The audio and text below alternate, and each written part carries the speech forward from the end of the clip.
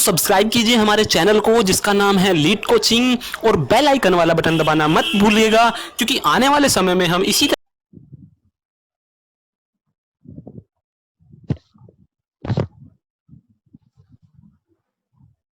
जी question से start कर रहे हैं हम लोग।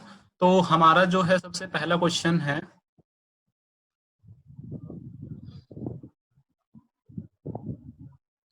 देखिए पहला क्वेश्चन है हमारा, which among the following is the correct expression for alternating EMF generated. तो जो हमारा इंडक्शन होता है उसमें मैग्नेटिक इंडक्शन की वजह से कुछ ईएमएफ जनरेट होता है ड्यू टू द फोर्स, कह सकते हो आप। और आपने पढ़ा होगा एक फॉर्मूला, मैं यहाँ पे लिख रहा हूँ आपको। फोर्स जो जनरेट होता है, मैग्नेटिक फोर्स, वो होता है BIL साइन और थीटा। ठीक है, सिंबल मैं नहीं बना रहा हूँ यहाँ पे, मैं डायरेक्ट वर्डिंग ही लिख रहा हूँ, तो आप देख लेना।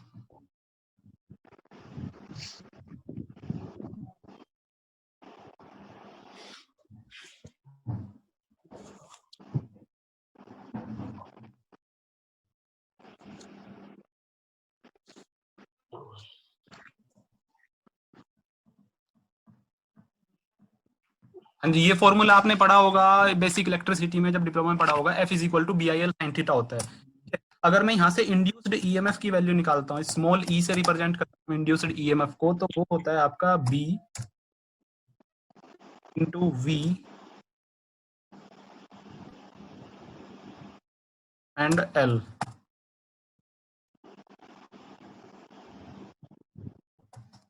Sine theta, BVL sine theta, ये फॉर्मूला होता है इंड्यूस्ड ईएमएफ के लिए। आप निकालते कैसे उसको, आपको याद होगा कि E इज इक्वल्स होता है DV बाई DL। तो यहां से जब आप E is equal to DV by D L होता है, यहाँ से आप फोर्स निकालोगे, फिर फोर्स से आप इंड्यूस ईएमएफ निकालोगे, तो सेम फॉर्मूला आपको मिल जाएगा, वो कंप्लीट डेरिवेशन है। ठीक है, तो आपको सिर्फ ये फॉर्मूला याद रखना है, induced EMF equal to BVL sine theta. इसी फॉर्मूले से तो हमारा ऑप्शन नंबर कौन सा हो जाएगा, सी। तो फर्स्ट का आंसर हो जाएगा सी।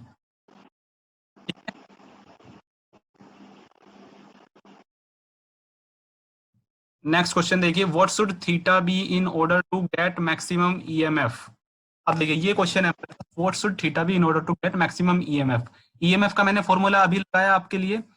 तो ईएमएफ आपको मैक्सिमम लेकर के जाना है, तो थीटा की वैल्यू क्या पुट करूं, तो simple 90। Yes obviously sine. Sir ये कौन से टॉपिक से रिलेटेड है सर ये क्वेश्चन? एसी सर्किट से? मैग्नेटिक सर्किट से रिलेटेड चल रहा है भाई। अगर आपने क्लासेस ली है मेरी, तो मैंने मैग्नेटिक सर्किट में इंडक्शन वगैरह, म्यूचुअल इंडक्शन, सर पहले वाले में था नहीं ना, मैं इसलिए बोल रहा हूँ। ठीक है ठीक है। तो अभी हम मैग्नेटिक सर्किट से रिलेटेड चल रहे हैं। मैग्नेटिक फोर्स अभी मैं बताऊंगा थोड़ा सा इसके बारे में, आप अब केवल फॉर्मूले की वैल्यू देखिए। ईएमएफ की वैल्यू है ये फॉर्मूला, सी ऑप्शन। और इसी के बेस पे अगर मुझे मैक्सिमम ईएमएफ चाहिए, तो साइन थीटा को मैक्सिमम बनाना पड़ेगा। साइन थीटा मैक्सिमम कब होगा, जब थीटा की वैल्यू होगी 90 डिग्री, क्योंकि साइन की वैल्यू मैक्सिमम कब होती है, 90 डिग्री पे होती है, राइट। तो सेकंड का आंसर हो जाएगा 90 डिग्री। ये क्लियर है। क्वेश्चन नंबर 3 पे आइए।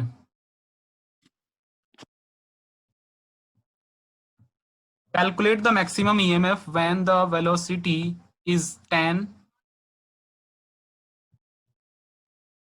the length is 3 meter and the magnetic field density is 5 Tesla. ठीक है, तो इसमें आपको क्या क्या दिया हुआ है, लेंथ दी हुई है, वेलोसिटी दिया हुआ है, और आपको मैग्नेटिक फील्ड डेंसिटी दिया हुआ है। ठीक है, तो आपको तीनों चीजें यहाँ पे दी हुई हैं। बी आपको दिया हुआ है, capital B is equals to 5। इसके बाद वेलोसिटी दिया हुआ है इज इक्वल्स टू 10, और आपको लेंथ दिया हुआ है L इज इक्वल्स टू 3। आपको निकालना है मैक्सिमम ईएमएफ। अब देखो ऊपर मैंने मैक्सिमम की कंडीशन बताई थी साइन 90, साइन 90 की वैल्यू होती है 1। तो आपका जो इंड्यूस्ड ईएमएफ होगा उसका फॉर्मूला क्या हो जाएगा, BVL साइन 90, राइट। तो जब इसको निकालो आप, तो B की वैल्यू है आपकी 5 मल्टीप्लाई V की वैल्यू है 10 मल्टीप्लाई L की वैल्यू है 3। और मल्टीप्लाई साइन 90 की वैल्यू हो गई 1, तो आपका जो ई है वो कितना आ गया 10 5 जा 50 into 3 150। 150। Yes 150 is the answer. तो सिंपल फॉर्मूले में पुट करना है। तो ये तीनों के तीनों जो क्वेश्चंस थे वो एक ही फॉर्मूले पे बेस्ड थे, इंड्यूस्ड ईएमएफ पे। ठीक है, इंड्यूस्ड ईएमएफ क्या होता है ये अगर किसी को नहीं पता है तो वो अभी हम समझ लेंगे आगे चल के, हमारा टॉपिक आएगा। तो इंड्यूस्ड ईएमएफ के लिए फॉर्मूला ये होता है E is equal to BVS theta, right. पहले थ्योरी कराते तो टॉपिक क्लियर हो जाता था। हाँ जी, वो टॉपिक इससे रिलेटेड नहीं है तो इसलिए हम वो करेंगे, वो समझ में आ जाएगा आपको, कोई दिक्कत नहीं है। Question number, when a coil is rotated in a magnetic field the EMF induced in it continuously varies. Yes continuously varies. क्यों? Sir, because it depends upon flux जो कि vary करता रहता है.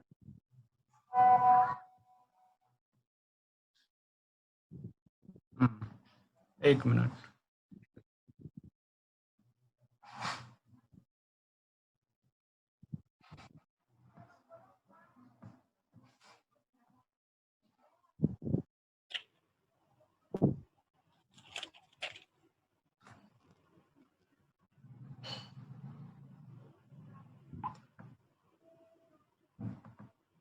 ठीक है। देखो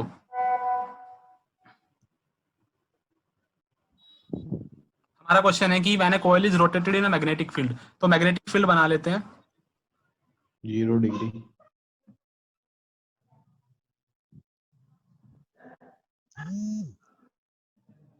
magnetic field is from north to south.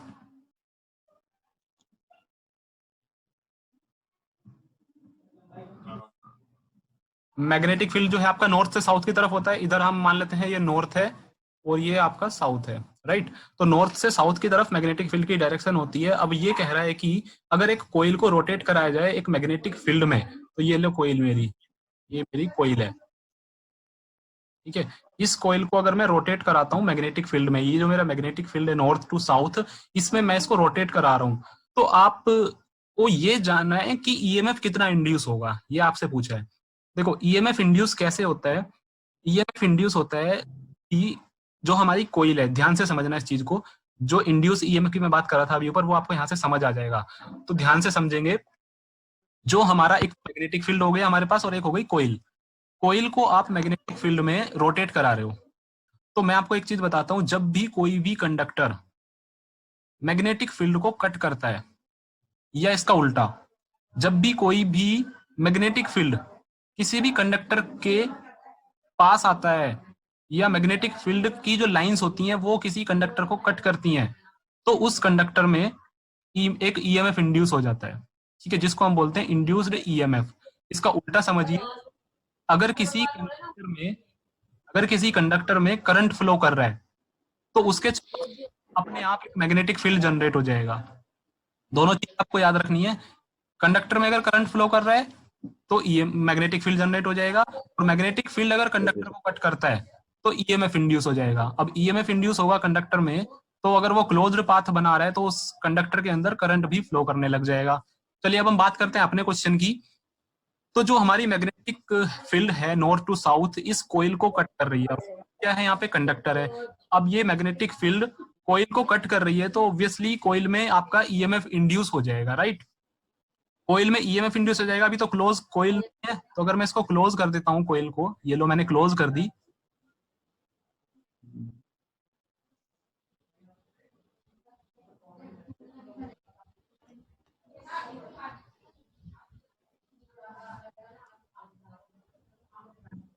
Okay तो ये मैंने क्लोज कर दिया कोइल को। अब जो ईएमएफ इंड्यूस हुआ है उसकी वजह से इसमें करंट फ्लो करना स्टार्ट कर देगा, ये इस तरीके से, समझ में आ गया।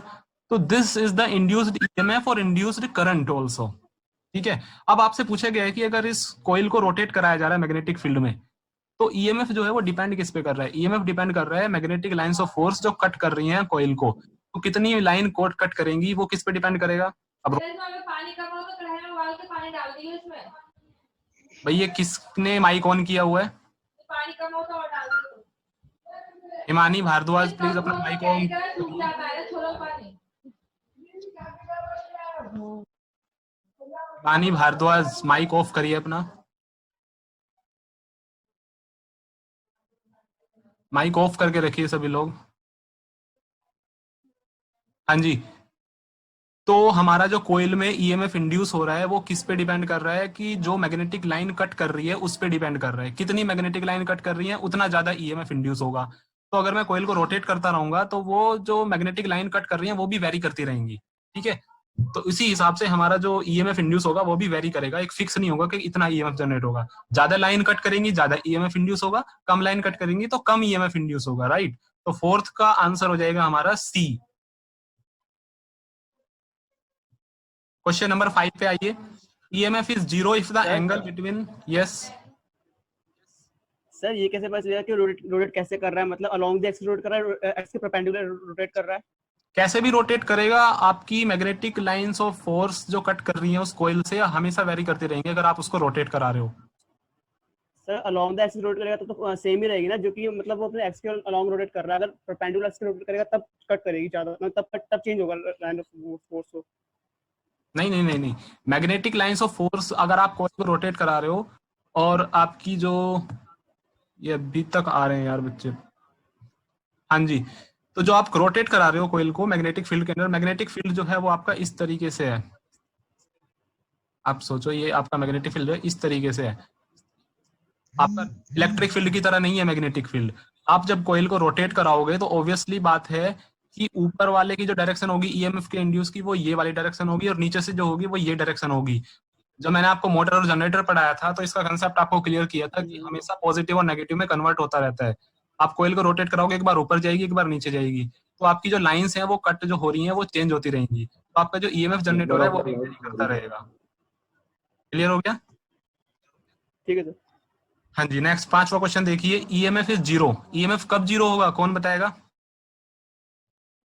जीरो। जब 0 डिग्री पे एंगल जीरो, साइन जीरो होगा तो साइन जीरो। थीटा की वैल्यू जीरो। हाँ जी ठीक है। नेक्स्ट क्वेश्चन पे आइए, क्वेश्चन नंबर 6। फ्रीक्वेंसी। आंसर क्या है? 0। फ्रीक्वेंसी। 0 डिग्री, एंगल आपको 0 डिग्री करना पड़ेगा तब आपका ईएमएफ। क्वेश्चन नंबर 6 पे आते हैं। The number of cycles that occur in 1 second is termed as frequency. Frequency. ठीक है, 1 सेकंड में कितनी साइकिल्स कंप्लीट हो रही है उसको हम फ्रीक्वेंसी बोलते हैं। सिंपल सा डेफिनेशन है। नेक्स्ट 7th क्वेश्चन है हमारा। The variation of a quantity, the variation of a quantity such as voltage और current shown on a graph is known as instantaneous value. Variation of a quantity, instantaneous का मतलब तो एक point पे कोई value होता है। हम बात कर रहे हैं wave form yes wave form होगा इसका। वेवफॉर्म। तो variation of a quantity such as voltage और current shown on a graph, हम वोल्टेज और करंट की वेरिएशन को दिखाते हैं वेव फॉर्म के through. Answer A. Question number 8 देखिए। What is the duration of one cycle? Period exactly. Question number 9 पे आइए। The repetition of a variable quantity recurring at equal intervals is known as, repetition of a variable quantity recurring at equal intervals is known as cycle। हाँ जी, answer होगा yes, cycle is the answer. Cycle answer होगा। Repetition हो रहा है ना, repetition किसमें होता है वेरिएबल क्वांटिटी का? Cycle. Yes exactly, cycle repeat होती है। क्वेश्चन नंबर 10 पे आइए। The value of a given waveform at any instant time is termed as Instantaneous value. instantaneous value। Instantaneous value को मैं यहाँ पे एक बार और चीज समझाना चाहूंगा। अभी देखिए, मैं एक साइन वेव बना रहा हूँ। ये साइन वेव है मेरा और मैंने इस पर्टिकुलर टाइम पे, ये टाइम एक्सिस है, इस पर्टिकुलर टाइम पे ये वैल्यू मुझे मिल रही है। राइट, तो इस पर्टिकुलर टाइम को मैंने स्पॉट कर लिया कि इस पर्टिकुलर टाइम पे मुझे क्या वैल्यू मिल रही है, इसको मैंने ड्रॉ कर लिया। तो मुझे यहाँ पे सपोज 5 वोल्ट मिल रही है। ठीक है, तो this is the instantaneous value. एक पर्टिकुलर इंस्टेंट पे, पर्टिकुलर इंस्टेंट ऑफ टाइम आप बोल सकते हो, पर्टिकुलर इंस्टेंट ऑफ वैल्यू भी आप बोल सकते हो। वो डिपेंड करता है कि आप रेफरेंस किस चीज को ले रहे हो, टाइम एक्सिस को रेफरेंस ले रहे हो या आप एम्पलीट्यूड एक्सिस को रेफरेंस ले रहे हो। राइट, तो इंस्टेंटेनियस टाइम भी हो सकता है, इंस्टेंटेनियस वैल्यू भी हो सकती है। लेकिन हम बात कर रहे हैं यहाँ पे इंस्टेंट, एक पर्टिकुलर इंस्टेंट पे जो वैल्यूज आपको मिल रही हैं उनको हम बोलेंगे इंस्टेंटेनियस वैल्यूज। इसको हम आगे यूज करेंगे, इसलिए मैंने इसको बताया। तो ये हमारा जो क्वेश्चन है, इसमें आपसे बोला गया था कि the value of a given waveform at an instant time is termed as instantaneous value. Option B is correct answer. Next question number 11 पे चलिए। The maximum instantaneous value measured from zero value is known as peak value. Value. peak value. Exactly. Peak value.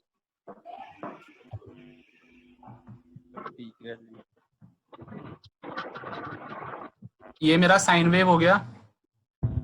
अब sine wave में ये बोल रहे हैं कि zero से लेकर, जीरो कहाँ पे है, यहाँ पे, ये जीरो एक्सिस है, ठीक है। जीरो से लेकर maximum value, maximum positive value आपको बोल रहा है बेसिकली।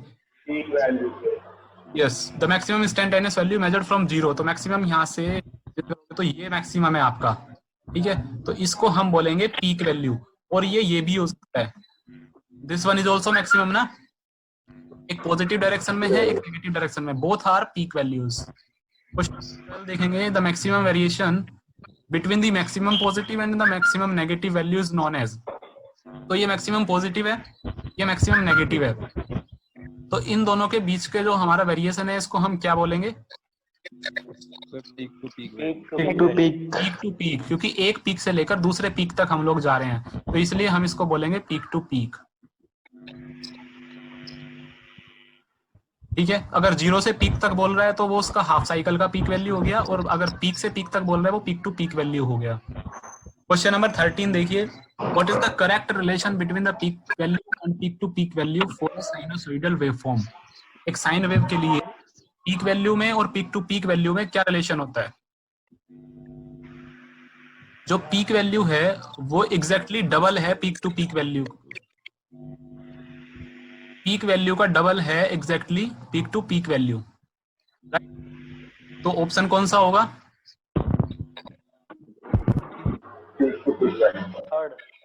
ऑप्शन सी, पीक वाला। वैल्यू। ये वीपीपी जो है, this is your Option C.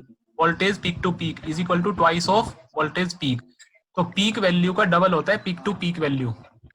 समझने से मतलब इसका मतलब, हाँ जी, सर इसका मतलब उसे समझ नहीं आया सर।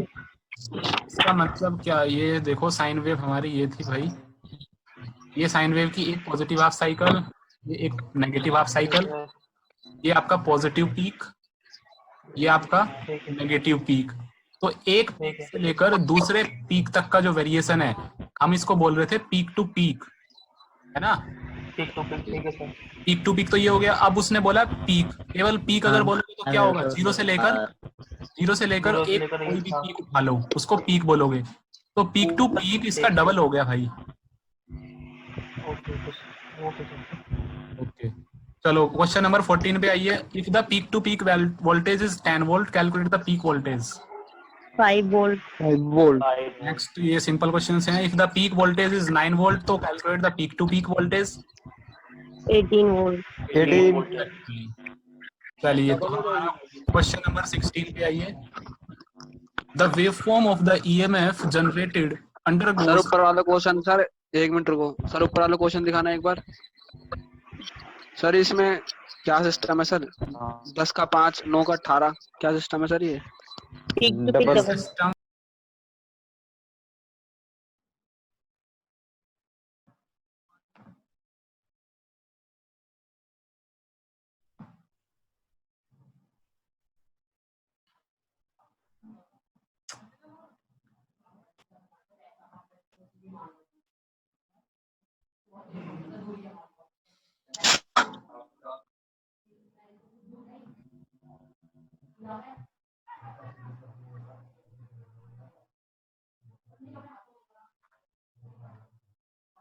हेलो।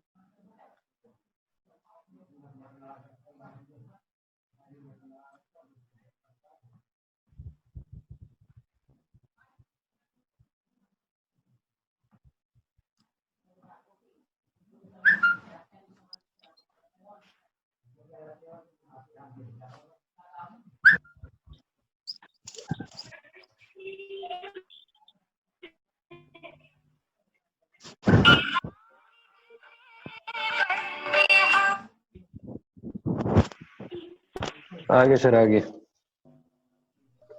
जी हाँ, दोबारा ज्वाइन कर लो।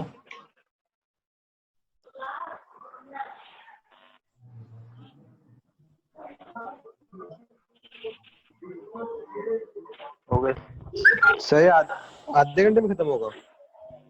नहीं, 10 मिनट पहले ज्वाइन कर लिया था ना मैंने। अच्छा अगली बार अब 40 मिनट के बाद होगा। ठीक है।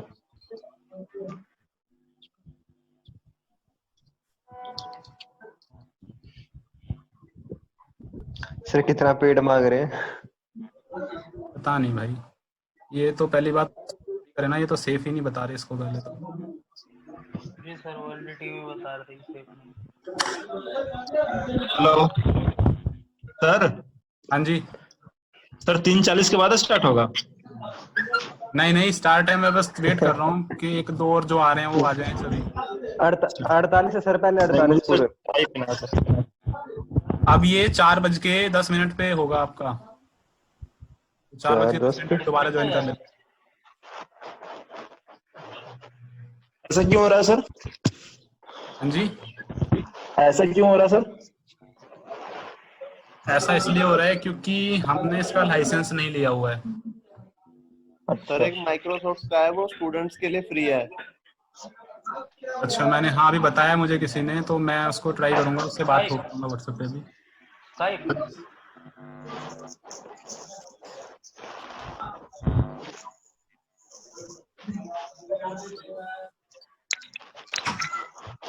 छह और रहेगी।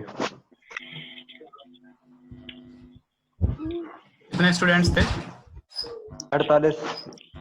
48, तो हमारे 42 आ चुके हैं। सर 14 का डी और 15 का सी था ना? यस, क्वेश्चन नंबर 14 में आपको पीक वोल्टेज निकालना है, आधा हो जाएगा तो 10 का आधा 5 हो जाएगा, डी ऑप्शन हो जाएगा। क्वेश्चन नंबर 15 में वोल्टेज दिया हुआ है, पीक टू पीक वोल्टेज निकालना है, हो जाएगा 18 हो जाएगा, ऑप्शन हो जाएगा। ठीक है। माइक ऑफ कर लो सभी, अपना माइक ऑफ कर लो, जिसको बोलना है सिर्फ वही माइक ऑन करे। सर एक बार सर ये बता दीजिए सर। 15 का आंसर क्या है? कौन सा क्वेश्चन? 15 का आंसर है सी। सर एक बार सर 11 बता दो। 11 का आंसर है भाई, the maximum instantaneous value measured from zero value. देखो, जीरो से अगर हम मैक्सिमम तक जाएंगे तो वो एक पीक वैल्यू हो जाएगी आपकी, और अगर एक पीक से दूसरे पीक तक जा रहे हो तो वो आपकी पीक टू पीक वैल्यू हो जाएगी। लेकिन इसमें तो सिर्फ 0 से पूछी है, तो उसकी तो सिर्फ वैल्यू ही होगी। यस, पीक वैल्यू होगी, ए ऑप्शन होगा।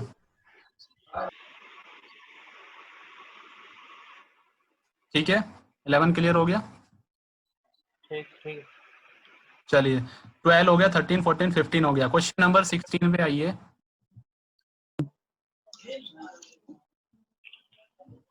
16 है हमारा, the waveform of the EMF generated undergoes one complete cycle when. देखिए, इसको थोड़ा ध्यान से समझेंगे। एक तो सभी अपना माइक ऑफ करिए।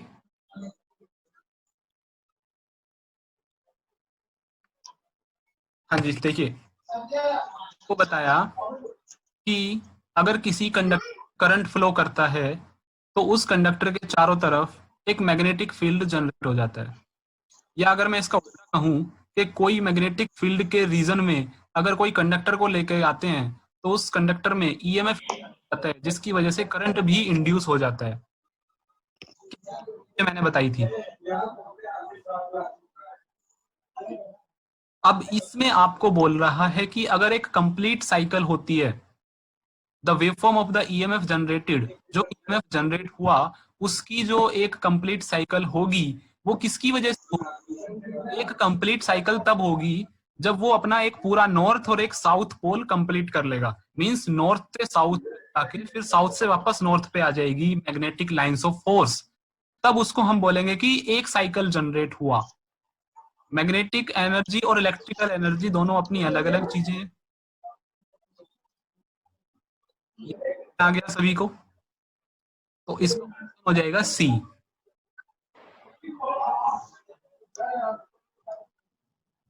यहाँ पे मैं आपको बना के दिखाता हूँ इसको।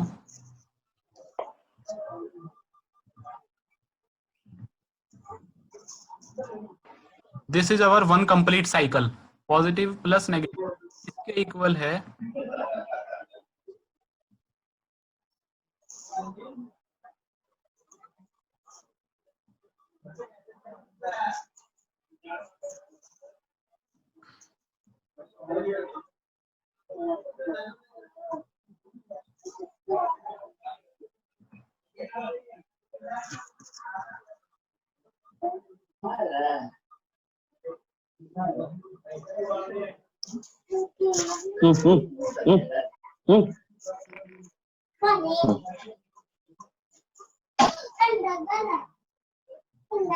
मिला के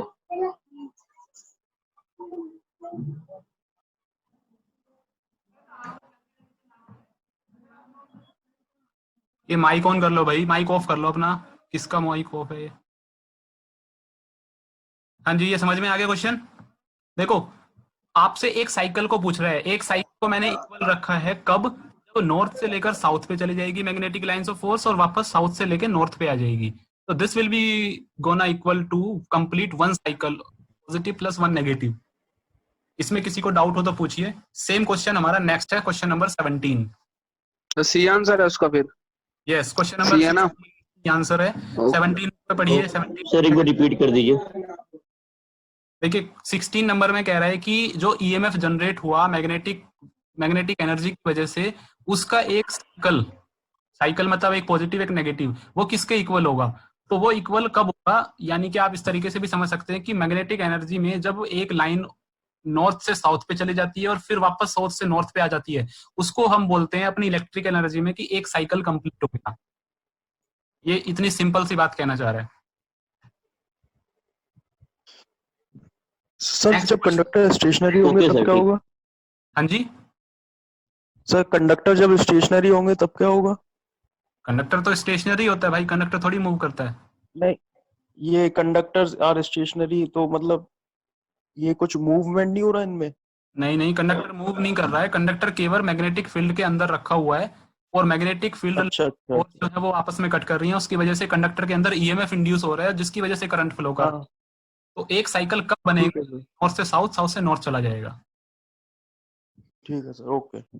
ओके, नेक्स्ट क्वेश्चन देखिए। When is the shape of the negative half of the EMF waveform equal to the positive half? ये सिर्फ सेम बात यही कहना चाह रहा है, ये कह रहा है कि नेगेटिव हाफ और पॉजिटिव हाफ की जो शेप है, आकृति है, वो कब सेम होगी? वो तब सेम होगी जब नॉर्थ से साउथ वाला ही साउथ से नॉर्थ पे आए, इक्वली डिस्टेंस बेस्ड होना चाहिए। हमेशा होता है, मींस जो magnetic lines of force north से साउथ पे गई, वही साउथ से नॉर्थ पे वापस आएगी जरूर। जिस तरीके से इलेक्ट्रॉन पॉजिटिव से निकल के नेगेटिव में जरूर घुसता है, सॉरी नेगेटिव से निकल के पॉजिटिव में जरूर घुसता है, उसी तरीके से नॉर्थ से निकले साउथ पे जाने के बाद साउथ से नॉर्थ पे वापस आती है मैग्नेटिक लाइंस ऑफ फोर्स। तो अब वापस आएगी तो पॉजिटिव भी और नेगेटिव भी दोनों सेम शेप का बनेगा, डिस्टर्ब नहीं होगी उनकी शेप। तो इसका भी ऑप्शन सी हो जाएगा, when conductors move past both north and south pole. Simple है। क्वेश्चन नंबर 16 और 17 दोनों का आंसर आपका सी हो जाएगा। क्वेश्चन नंबर 18 पे आते हैं। क्वेश्चन नंबर 18 है हमारा, what will happen to the frequency if the number of revolution increases? देखिए ये क्वेश्चन एक्चुअल में आपका यहाँ का नहीं है, ये क्वेश्चन है आपका जनरेटर्स और मोटर्स के केस का। रिवॉल्यूशंस इंक्रीज होंगे, हाँ ये जनरेटर का केस का है बेसिकली। जनरेटर को अगर रिवॉल्यूशंस को इंक्रीज करोगे तो जो आपकी फ्रीक्वेंसी जनरेट हो रही है वो इंक्रीज हो जाएगी फ्रीक्वेंसी, ठीक है। तो इसका ऑप्शन ए हो जाएगा, इंक्रीज हो जाएगी। नंबर 19 पे आइए, find the average value of current when the current that are sir कैसे होगा वो? सर वो कैसे होगा? क्या चीज? सर वो 18 का आंसर इंक्रीज कैसे होगा सर? वो जैसे आप रिवॉल्यूशंस इंक्रीज करेंगे, या इसमें नंबर ऑफ टर्न्स पे भी डिपेंड करता है। नंबर ऑफ टर्न्स तो यहाँ पे बोल नहीं रहा है, यहाँ पे केवल रिवॉल्यूशंस की बात कर रहा है। तो रिवॉल्यूशंस इंक्रीज होने से आपकी जो इलेक्ट्रिसिटी जनरेट हो रही है जनरेटर के थ्रू, वो इंक्रीज हो जाती है। लेकिन ये केवल जनरेटर में नहीं होता है, बहुत सारी मशीनरीज हमारी ऐसी होती है जिनमें रिवॉल्यूशंस डिपेंड करती है और पोल्स पे डिपेंड करती है। वो हम आगे पढ़ेंगे जनरेटर, जब हम मशीन्स पढ़ेंगे, एसी मशीन और डीसी मशीन। क्वेश्चन नंबर 19 है हमारा, find the average value of the current when the current that are equidistant are 4 ampere, 5 ampere and 6 ampere. Average value आपको निकालनी है, तो कैसे निकालेंगे एवरेज वैल्यू?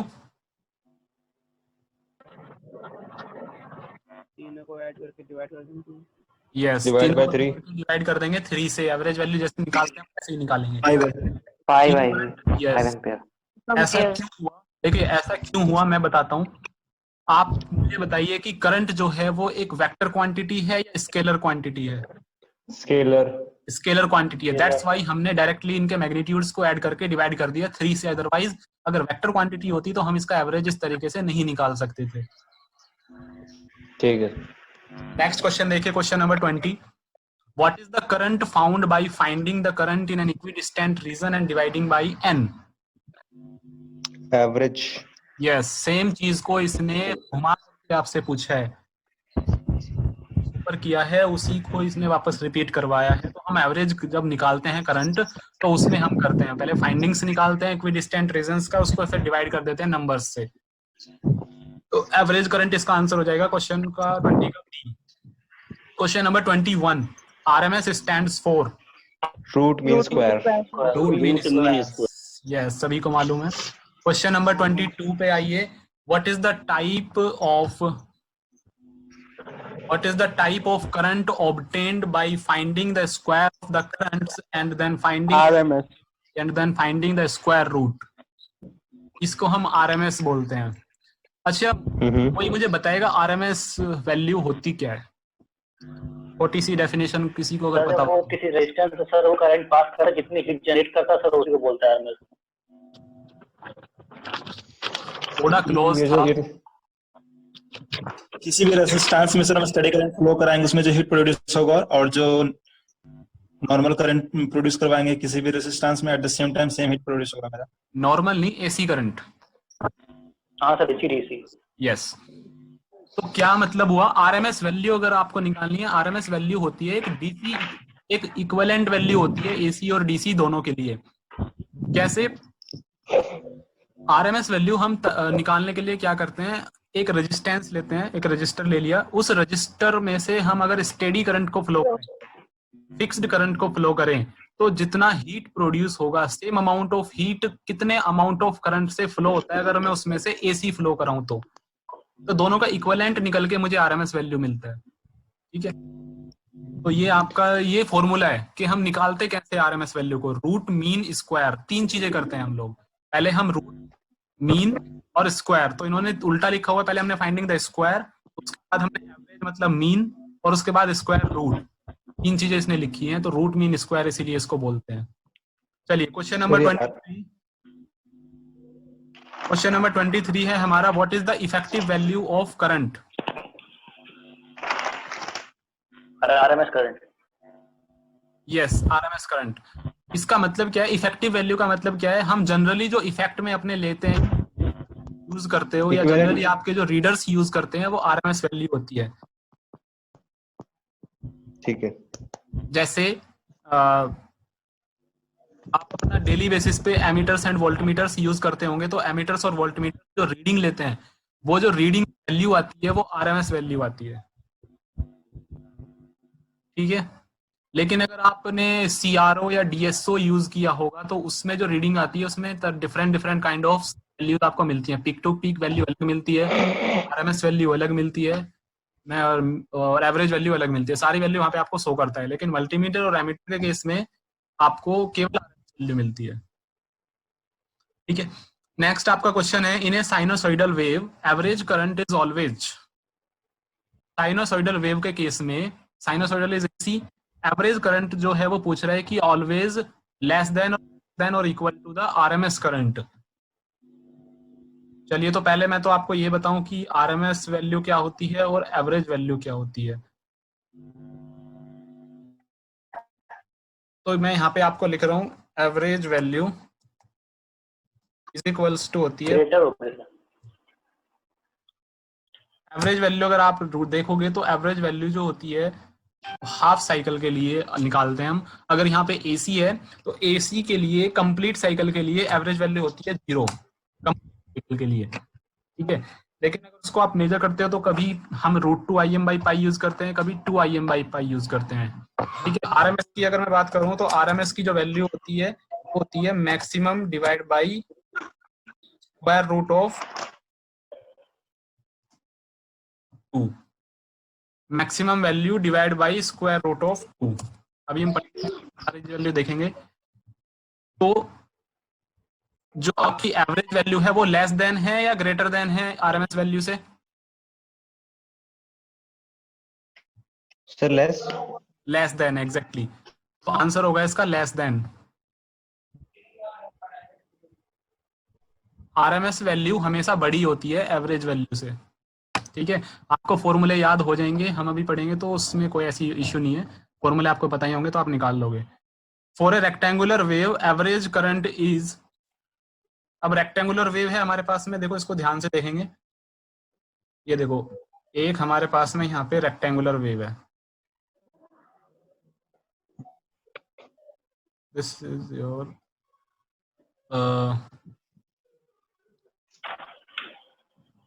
एक ये है और एक हमारे पास साइन वेव है। ठीक है।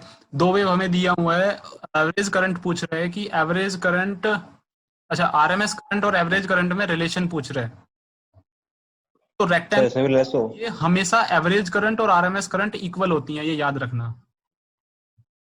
रेक्टेंगुलर वेव के लिए आपकी एवरेज करंट और आरएमएस करंट इन दोनों में कोई डिफरेंस नहीं होता, दोनों इक्वल होती हैं, average current equal to RMS current. ठीक है। ऐसा इसलिए होता है क्योंकि रेक्टेंगुलर के केस कांस्टेंट वैल्यूज मिलती हैं, वेरिंग वैल्यू नहीं मिलती। ठीक है। तो डीसी के इक्विवेलेंट मानी जाती है। अब डीसी के इक्विवेलेंट मानी जाएगी तो डीसी में आरएमएस वैल्यू और एवरेज वैल्यू इक्वल होती है। नेक्स्ट क्वेश्चन नंबर 26 देखिए। Peak value divided by the RMS value gives us peak factor. Exactly, yes. Peak factor जो होता है वो आपका peak value divide bye RMS value होता है। तो ऑप्शन नंबर इसका ए ऑप्शन नहीं, इसका ऑप्शन होगा सी। ध्यान देंगे, इसका ऑप्शन है सी। इसको हम पीक फैक्टर भी बोलते हैं और इसको हम क्रेस्ट फैक्टर भी बोलते हैं। अगर आपको मालूम होगा, आपने अप्लाइड फिजिक्स पढ़ी है, अप्लाइड फिजिक्स में हम लोग दो पढ़ते थे, एक क्रेस्ट होता है एक ट्रफ होता है।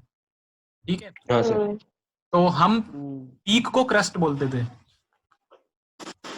इसलिए यहाँ पे हम इसको पीक फैक्टर के नाम से भी जानते हैं और क्रेस्ट फैक्टर के नाम से भी जानते हैं।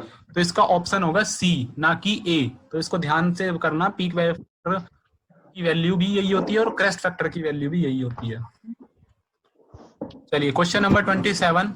Calculate the crest factor if the peak value of the current is 10 ampere, RMS value is 2 ampere. 5 option कौन सा होगा? सी ऑप्शन। सी ऑप्शन आ रहा है। सी किस किस का आ रहा है? सर ये होगा।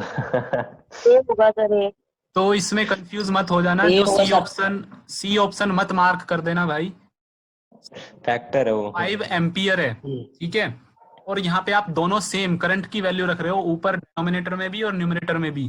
ठीक है। तो आपकी जो यूनिट्स हैं वो कैंसिल आउट हो जाएंगी, तो आपका जो फैक्टर आ रहा है उसकी कोई यूनिट नहीं होगी। यूनिट तो आपका ए ऑप्शन होगा, ना कि सी ऑप्शन होगा। ठीक है। तो ये चीजें ध्यान से करने की होती हैं, इसमें ही हमारी गलतियां होती है ज्यादातर। Question number 28।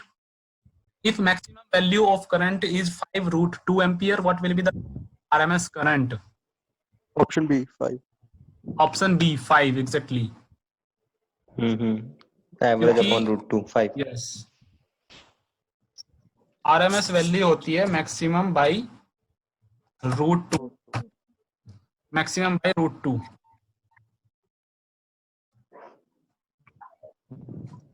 तो मैक्सिमम वैल्यू हमें दिया हुआ है 5√2 डिवाइड बाई √2। तो √2 कैंसिल आउट हो जाएगा, तो आरएमएस आ जाएगा आपका 5। क्लियर हो गया?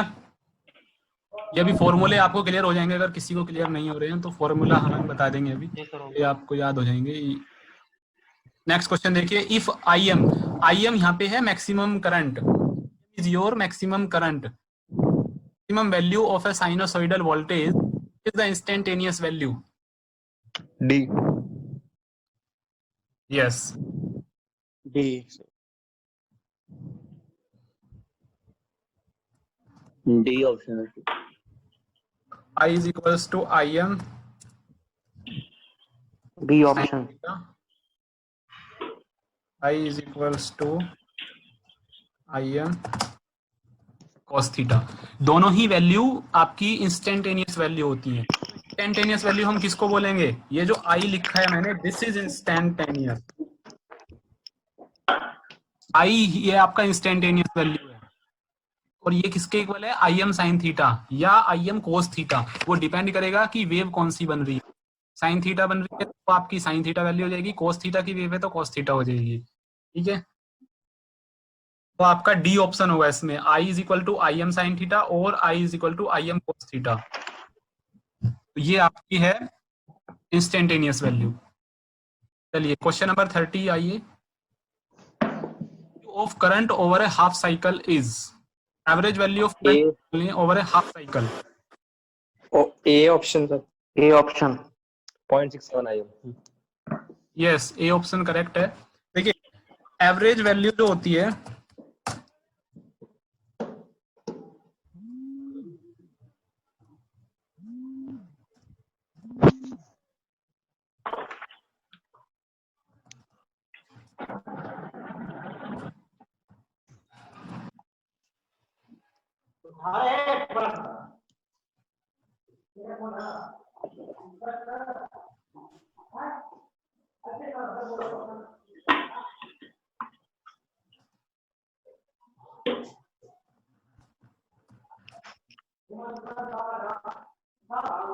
ये देखिए एवरेज वैल्यू जो होती है वो 2im by pi, 2im by पाई होती है वन हाफ साइकिल के लिए, और एवरेज वैल्यू 0 होती है कंप्लीट साइकिल के लिए।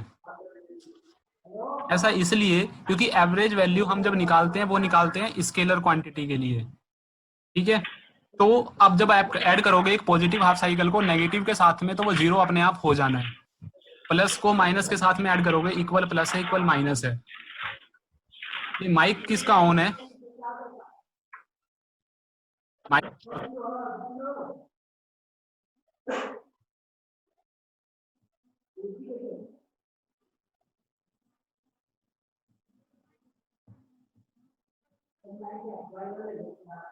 हाँ जी Aman Singh.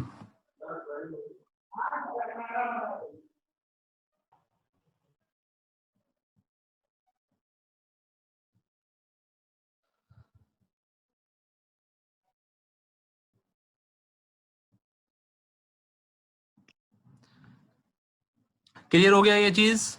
Average value M by pi होगी हाफ साइकिल के लिए और 0 होगी कंप्लीट साइकिल के लिए। ठीक है, यहाँ पे आपसे पूछा है average value of current over a half cycle, तो ये आपने 2 बाई पाई को सोल्व कर लिया है, इनटू आई एम आपको लिखा हुआ है 0.6 आई एम लिखा हुआ है ना जो ये, तो आई एम तो ये हो गया आपका, और 2 बाई पाई को सोल्व करोगे तो 0.67 आ जाएगा। ये आपका हाफ साइकिल का एवरेज वैल्यू आ गया।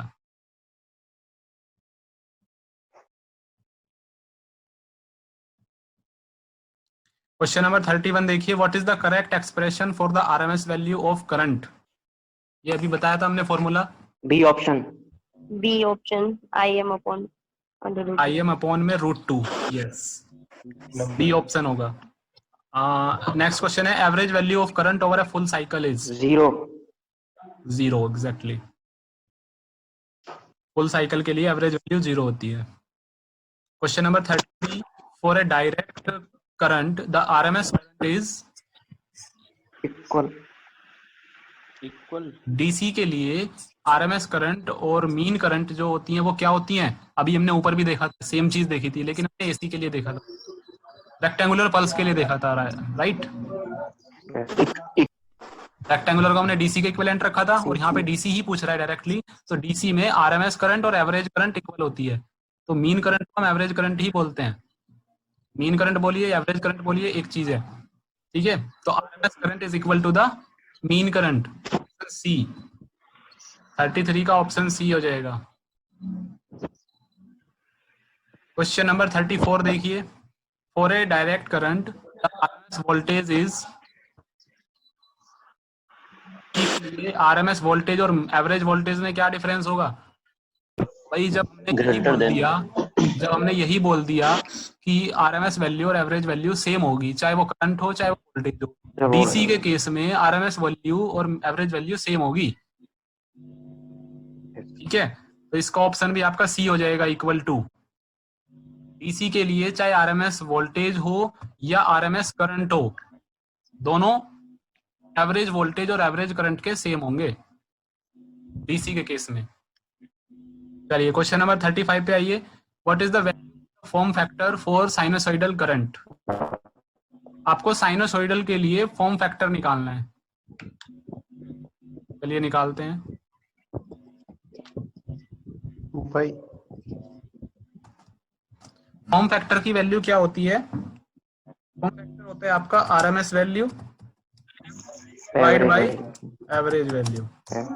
ये फॉर्मूला होता है, यही होता है ना formula? Yes sir.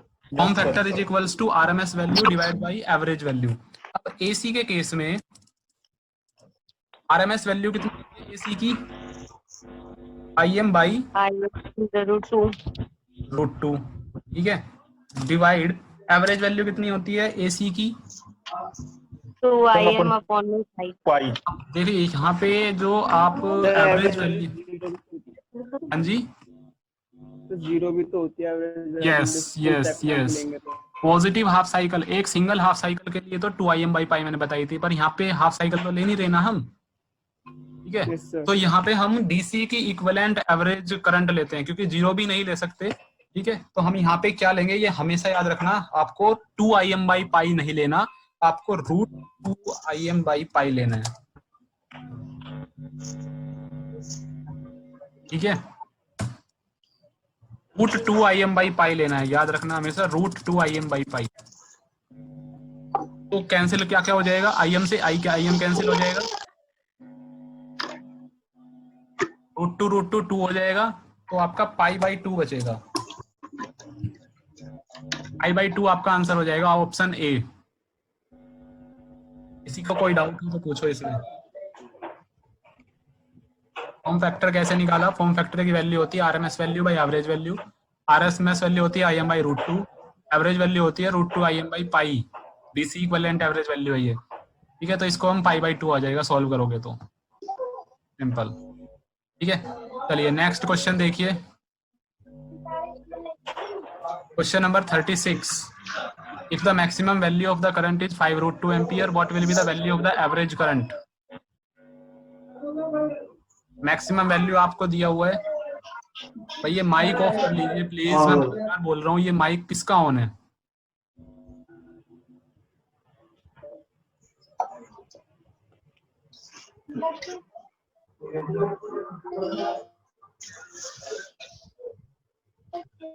Asif Hussain, ये हर बार आपका माइक ऑन है क्या?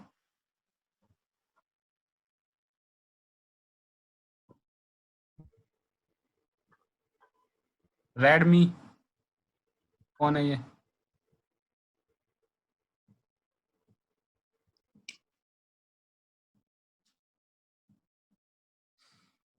हाँ जी, क्वेश्चन नंबर 36 देखिए। If the maximum value of the current is 5√2 ampere, what will be the value of the average current?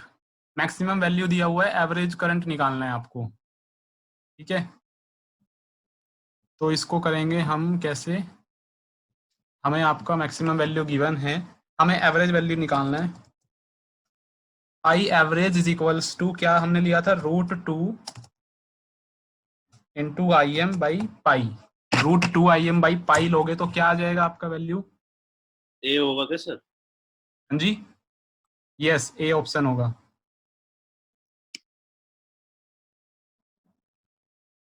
A option आ रहा है क्या? यस सर, ए आ रहा है। यस सर, ए आ रहा है। √2 IM हमें दिया हुआ है, यस, ए हो जाएगा, ठीक है? √2IM बाई पाई लेना है आपको। जब भी इस तरीके की कंडीशन होगी ना, आपको नहीं क्लियर होगा कि कौन सी साइकिल के लिए पूछा है, तो आपको √2IM बाई पाई लेना है। क्वेश्चन नंबर नेक्स्ट है आपका 37। Ammeters and voltmeters are calibrated to read RMS value. RMS value, exactly. Question number 38. The RMS value is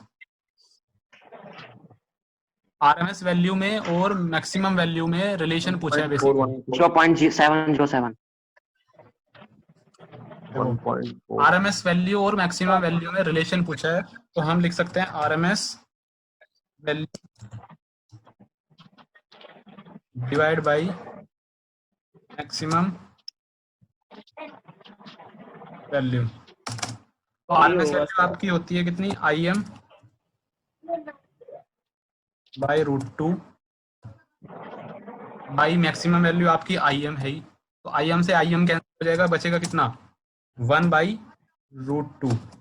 1 by √2 को सोल्व करोगे तो आपका कितना आएगा 0.707 आएगा। ठीक है, इसीलिए हम ये भी बोलते हैं कि RMS वैल्यू मैक्सिमम वैल्यू का 70.7% होती है। RMS value is 70.7% of maximum value। ये हमेशा क्वेश्चन आ जाता है कभी कभी पेपर में कि RMS वैल्यू मैक्सिमम वैल्यू का कितने प्रतिशत होती है, तो RMS वैल्यू का 70.7% होती है। क्लियर? अगर यहाँ पे वाले बच्चे होंगे तो उनको याद होगा कि हम एम्पलीफायर्स में 70.7% ही बैंडविड्थ लेते हैं। वो इसी वजह से लेते हैं क्योंकि रूट मीन स्क्वायर वैल्यूज हम लोग यूज करते हैं और रूट मीन स्क्वायर जो होती है वो 70.7% होती है। Yes sir, yes sir. हाँ जी, 36 का आंसर तक कैसे है बता दीजिए एक बार। आंसर कैसे है? आपको RMS वैल्यू पता है, मैक्सिमम वैल्यू पता है। RMS वैल्यू होती है IM बाई √2, ठीक है, वैल्यू होती है IM। तो आपको बताना है RMS वैल्यू और मैक्सिमम वैल्यू के बीच में रिलेशन कितना है। RMS value is how much of maximum value, तो RMS वैल्यू होती है IM बाई √2। तो 1/√2 की वैल्यू निकाल लो एग्जैक्टली। 1/√2 देगा, 1/√2 होता है 0.707, तो 0.707 आंसर हो जाएगा। क्लियर हो गया? Question number 39. The RMS value is 0.7 times the peak value. Yes, peak value और maximum value सेम चीज होती हैं। peak value बोलिए चाहे maximum value बोलिए, दोनों एक ही चीजें हैं। ठीक है, तो वही सेम चीज यहाँ पे पूछी गई है दोबारा घुमा करके। Question number 40. Instantaneous voltage is the product of resistance and कौन सा current? Instantaneous current, exactly. Instantaneous voltage और इंस्टेंटेनियस करंट का ही प्रोडक्ट होगा रेजिस्टेंस, क्योंकि resistance at different current value देता है, लीनियर पड़ता है वोल्टेज और करंट के साथ। ग्राफ अगर आपको याद होगा कल परसों बताया था हमने। ठीक है, तो इसको question number 41. Find the value of the instantaneous voltage if the resistance is 2 ohm and the instantaneous current in the circuit is 5 ampere. Instantaneous voltage दिया हुआ है, find the value of instantaneous voltage निकालना है। Resistance दिया हुआ है, instantaneous current दिया हुआ है, तो सेम फॉर्मूला जो हमने ऊपर यूज किया था 10 वोल्ट हो जाएगा exactly. Question number 42. The power for a resistive circuit is 0 when? C option. C option होगा। देखिए पावर जो होता है B over is equals to होता है V इंटू आई कोस आई। आई यहाँ पे सिंबल है, जैसे थीटा होता है ऐसे फाई होता है। ठीक है, इस फाई को हम बोलते हैं पावर फैक्टर। पावर फैक्टर बोलते हैं। अभी मैं पढ़ाऊंगा आपको behaviour of register, capacitor and inductor, तो उसमें हम पढ़ेंगे पावर फैक्टर क्या होता है। ठीक है, तो पावर का फॉर्मूला होता है power is equals to V I cos phi. ठीक है, तो आपको प्योरली रजिस्टिव सर्किट के लिए निकालना है। तो प्योरली रजिस्टिव सर्किट के लिए फाई की वैल्यू 0 होती है। प्योरली रजिस्टिव सर्किट के लिए फाई इज इक्वल्स टू 0 होता है। कोस 0 की वैल्यू कितनी होती है? 1। cos 0 इज 1, तो पावर कितना हो जाएगा v इंटू आई, ठीक है। तो पावर को जीरो करना है, तो पावर को जीरो करने के लिए किसकी वैल्यू को जीरो करना पड़ेगा? किसी भी एक की करना है, या तो वोल्टेज की या करंट की, किसी एक की वैल्यू को जीरो करने से पावर जीरो हो जाएगी। तो आंसर क्या होना चाहिए? डी। D, exactly. तो answer is D, not C. Yes, ठीक है। चलिए नेक्स्ट है आपका question number 43। Calculate the resistance in the circuit if the RMS voltage is 20 volt and the RMS current is 2 ampere. Volt आपको resistance दिया हुआ है, आरएमएस वोल्टेज और आरएमएस करंट दिया हुआ है, ठीक है। तो रेजिस्टेंस निकल जाएगा सिंपली, दोनों वैल्यू सेम दी हुई हैं। Sir 10 C 10, yes. Can ohms applied in an AC circuit? समझ में नहीं आया सर ये वाला। कौन सा? 43 में क्या समझ नहीं आया? देखो आरएमएस वोल्टेज दिया हुआ है, आरएमएस ही करंट दिया हुआ है, तो रेजिस्टेंस निकाल सकते हो आप। अगर आरएमएस वोल्टेज दिया होता और एवरेज करंट दिया होता तो आपको दिक्कत होती, चेंज करना पड़ता। हाँ, तब चेंज करना पड़ता। सेम तरीके की चीजें दी हुई हैं तो आप रेजिस्टेंस डायरेक्टली निकाल सकते हो ohms लॉ यूज करके। अब नेक्स्ट क्वेश्चन में आपसे यही पूछा है कि क्या एसी सर्किट में आप ohms लॉ यूज कर सकते हो? बिल्कुल कर सकते हैं, हम अभी यूज करते आ रहे हैं ऊपर से। ohms लॉ तो यूज करते आ रहे हैं, V = IR। Yes sir, yes. Yes option होगा इसका, yes. Question number 45। The correct expression for the instantaneous current if instantaneous voltage is Vm sin t in an inductive circuit is?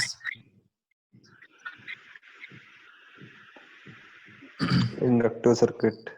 देखो मैंने अभी इस चीज को ध्यान से करना, मैं क्या, ध्यान छोड़ो, आप इसको नोट कर लो, मैं बोल रहा हूं अभी, सभी नोट करेंगे कि रजिस्टिव सर्किट में कोई फेज डिफरेंस नहीं होता वोल्टेज और करंट में। There is no phase difference between voltage and current in resistive circuit. Okay sir, ठीक है। सर टाइम होने वाला है, आप दोबारा कर दो सर। हाँ बता, ये देखो एक बार, इसको देख लो। हाँ जी, ये देखो एक बार, मैं फेज डायग्राम बना रहा हूँ इंडक्टर का। इंडक्टर के केस में क्या होता है कि वोल्टेज और करंट के बीच में क्या रिलेशन होता है। अगर ये मेरा करंट है IL, ठीक है, तो करंट जो है लैग करती है वोल्टेज से। वोल्टेज और करंट के बीच में 90 डिग्री का फेज डिफरेंस होता है। इंडक्टर का है ये, L इसलिए लिखा है मैंने क्योंकि इंडक्टर में क्या होता है, इंडक्टेंस होता है जिसको हम L से डिनोट करते हैं, तो इसलिए मैंने यहाँ पे L लिखा है। तो VL IL ये आपका इंडक्टर के लिए है। 90 डिग्री का फेज डिफरेंस होता है इंडक्टर में वोल्टेज और करंट के बीच में, लेकिन रजिस्टर में कोई फेज डिफरेंस नहीं होता वोल्टेज और करंट में, ठीक है। तो अभी दोबारा ज्वाइन करेंगे सब लोग, 1 मिनट होने वाले हैं। कितने बजे तक की क्लास है? क्लास तो भाई जब खत्म हो जाएगा तब छोड़ देंगे, या जब आप कहोगे तब छोड़ देंगे। कितने क्वेश्चन है? कितने क्वेश्चन 60 है, क्वेश्चन खत्म होने वाले हैं 60। हाँ, मैं अभी दोबारा बताऊंगा, क्लास ज्वाइन करोगे तो। ठीक है, ओके।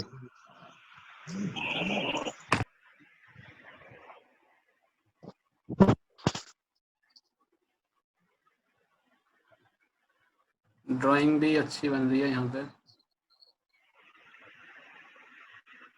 एक रजिस्टर, एक कैपेसिटर बनाया मैंने, और एक मैं इंडक्टर बना रहा हूँ।